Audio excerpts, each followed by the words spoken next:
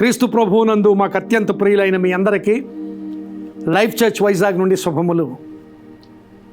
ప్రియులారా, ప్రతిదినము ఈ హోప్ ఫర్ టుడే సందేశాల ద్వారా మీరు గొప్ప నిరీక్షణను, ఆశీర్వాదాన్ని పొందుకుంటున్నారని నమ్మి దేవునికి స్తోత్రాలు చెల్లిస్తూ ఈ హోప్ ఫర్ టుడే సందేశాలు మీకు అందిస్తున్నాం. అలాగే ఈరోజు ఈ హోప్ ఫర్ టుడే సందేశంలోనికి మిమ్ములను ప్రేమపూర్వకంగా ఆహ్వానిస్తున్నాను. ఈరోజు హబక్కూకు గ్రంథము 3వ అధ్యాయము 17-18 వచనాలు మేము ముందు ఉంచుతున్నాను. అంజూరపు చెట్లు పూయకుండినను, ద్రాక్ష చెట్లు ఫలింపకపోయినను, ఒలీవ చెట్లు కాపు లేక ఉండినను, చేనిలోని పైరు పంటకు రాకపోయినను, గొర్రెలు దొడ్డిలో లేకపోయినను, సాలలో పశువులు లేకపోయినను, నేను యెహోవా యందు ఆనందించెదను, నా రక్షణకర్త అయిన నా దేవుని యందు నేను సంతోషించెదను. ప్రియులారా, హబక్కూకు భక్తుడు పరిస్థితులు ఎంత వ్యతిరేకంగా ఉన్నా, పరిస్థితులు ఎంత లేమిని కలుగు చేస్తున్నా, పరిస్థితులు ఎంత కృంగ చేస్తున్నా, అలాంటి పరిస్థితులన్నిటి నేపథ్యంలో నేను యెహోవా యందు ఆనందిస్తాను, ఆయనకు స్తుతులు చెల్లిస్తాను, ఆయన ఆరాధిస్తానని మాట్లాడుతున్నాడు. అప్పటికి యోధాదేశపు పరిస్థితి చాలా నాశనకరమైన స్థితి. యోధాదేశం ప్రజలు కొంతమంది బబులోను చెరలో ఉన్నారు. యోధాదేశం కూడా బబులోను ఆధ్వర్యంలోనే ఉన్నట్లుగా ఉంది. ఎక్కడ కూడా ఆశావాహకమైన స్థితి కనపడడం లేదు, నిరీక్షణ ఎక్కడ కనిపించడం లేదు. చాలా కాలం ఆ స్థితిలోనే ఆ ప్రజలు కొనసాగుతున్నారు. ఇంకా ఏమైనా ఆశీర్వాదం దొరుకుతుంది, ఇంకా దొరుకుతుంది అన్నట్లుగా ఎదురు చూస్తున్నప్పటికీ ఎంత మాత్రము వారికి అలాంటి ఆశీర్వాద స్థితి దొరకకపోయినప్పటికీ, అలాంటి స్థితిలో ఉన్నప్పటికీ అని మాట్లాడుతున్నాడు.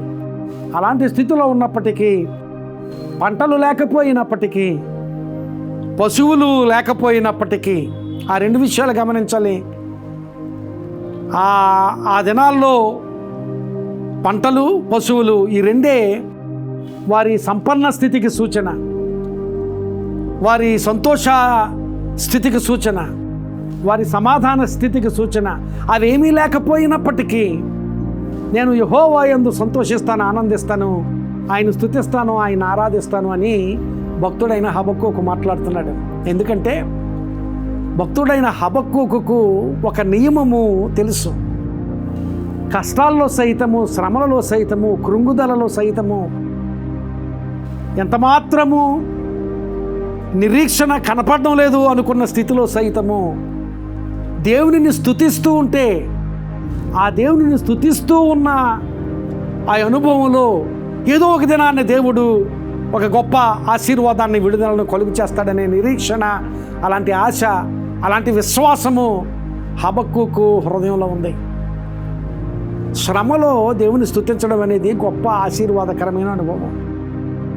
లేమిలో దేవునిని స్తుతిస్తూ ఆయన యందు ఆనందిస్తూ ఉండడం అనేది గొప్ప ఆశీర్వాదం. అది అలాంటి విపత్కరమైన కృంగిన పరిస్థితులలో సైతము ఆయనను ఆరాధనపూర్వకంగా స్తుతిస్తూ ఆయనకు నిన్ను నీవుగా, నన్ను నేనుగా అప్పగించుకోవడం అనేది అది ఉన్నతమైన భక్తి.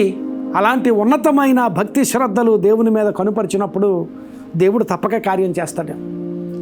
యెహోషాపాతు రాజు మీదకి 4 సైన్యాలు యుద్ధానికి అకస్మాత్తుగా వచ్చినప్పుడు ఆ యుద్ధ భూమిలో యెహోషాపాతు దేవునికి స్తుతిగానాలు చేసే గాయకులను, సంగీత వాద్యకారులను ఏర్పాటు చేశాడు.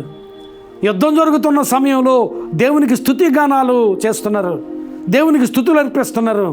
అలాంటి స్థితిలో దేవుడు ఆ శత్రువుల మధ్య, శత్రు సైన్యాల మధ్య మాటుగాండ్లను ఏర్పాటు చేసి ఆ శత్రు సైన్యాలన్నిటినీ, వారందరినీ కూడా దేవుడు హతము చేసినట్లుగా దేవుని వాక్యంలో చూస్తాం. ప్రియులారా, గమనించాలి, నిజంగా శ్రమలో కృంగిన స్థితిలో, విపత్కరమైన పరిస్థితిలో, ఇక ప్రమాదం నా మీదకి వచ్చేసింది అనుకున్న స్థితిలో కూడా దేవునిని స్తుతిస్తూ ఆయన యందు ఆనందిస్తూ ఆరాధనాపూర్వకంగా నిన్ను నీవుగా దేవునికి అప్పగించుకుంటే అక్కడ ఆ స్థితిలో, ఆ అనుభవంలో దేవుడు చేసే కార్యం నీవు ఊహించలేవు. హబక్కూకు గ్రంథంలో హబక్కూకు భక్తుడు ప్రవచించేసరికి యోధా దేశపు దుస్థితి చాలా భయంకరమైన స్థితి.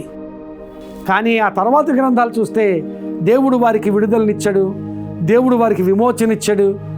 ఆ బబులోను దేశం నుంచి వారిని విడిపించినట్లుగా దేవుని వాక్యంలో చూస్తాం. ఇది నాన్ని నీవు శ్రమలో ఉంటే ఉండుండొచ్చు, కృంగుబాటులో ఉంటే ఉండుండొచ్చు, లేక చాలా ఒత్తిడికి గురవుతూ ఉంటే ఉండుండొచ్చు.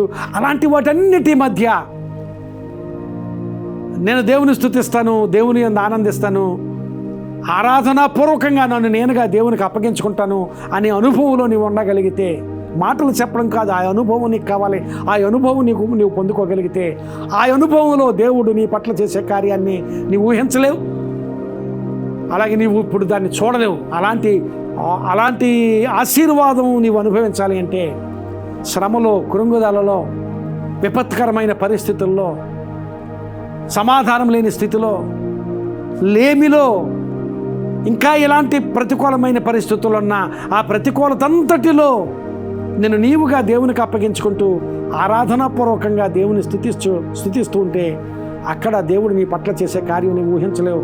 అలాంటి ఆశీర్వాదము, అలాంటి విడుదల, అలాంటి విమోచన దేవుడు నీకు, నీ కుటుంబానికి కలుగు చేయనుగాక. ఆమేన్. ప్రార్థన చేసుకుందాం. పరిశుద్ధుడా, కృప కలిగిన మా తండ్రి, ఈరోజు మా కోసం నీవు దాచి ఉంచే ఆశీర్వాదం గొప్పదిగా ఉంటుందని నీ వాక్యంలో మేము చూసాం ప్రభువా. మేము శ్రమలో ఉన్నా, మేము కృంగుదలలో ఉన్నా, లేక మేము ఎలాంటి ప్రతికూలమైన పరిస్థితిలో ఉన్నా ఆ ప్రతికూలతలో ఆరాధనాభావంతో నిన్ను స్తుతిస్తూ మమ్మల్ని మేముగా నిన్ను అప్పగించుకోగలిగే స్థితి మాకందరికీ, మాటలు విన్న వారందరికీ దయచేసి ఆశీర్వదించమని, ఆ స్థితిలో ఉండి నీవిచ్చే విడుదల, నీవిచ్చే విమోచన, నీవిచ్చే ఆశీర్వాదం అనుభవించగలిగేటట్లుగా వీరికి సహాయం చేయమని ప్రార్థన చేస్తూ అట్టి ఆశీర్వాదంతో వారిని, వారి కుటుంబాలను నింపుమని, అవసరతల్లోనూ సమస్యల్లోనూ నీ సహాయం వారికి దయచేయమని యేసు నామమున అడుగుచున్నాను తండ్రి. ఆమేన్. God bless you my friend. Have a wonderful day.